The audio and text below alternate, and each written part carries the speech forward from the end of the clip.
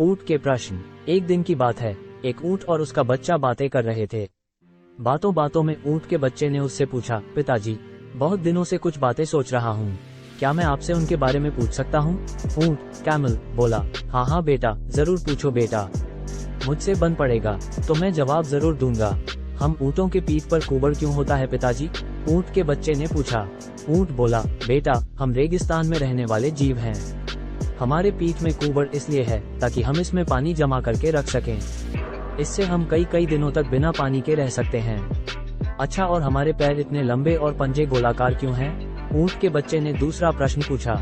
जैसा मैं तुम्हें बता चुका हूँ कि हम रेगिस्तानी जीव हैं। यहाँ की भूमि रेतीली होती है और हमें इस रेतीली भूमि में चलना पड़ता है। लंबे पैर और गोलाकार पंजे के कारण हमें रेत में चलने में सहूलियत होती है। अच्छा, मैं हमारे पीठ में कुबड़, लंबे पैर और गोलाकार पंजों का कारण तो समझ गया, लेकिन हमारी घनी पलकों का कारण मैं समझ नहीं पाता। इन घनी पलकों के कारण कई बार मुझे देखने में भी परेशानी होती है। ये इतनी घनी क्यों है? ऊंट का बच्चा बोला, बेटे, ये पलकें हमारी आंखों की रक्षा कवच हैं। ये रेगिस्तान की धूल से हमारी आंखों की रक्षा करते हैं।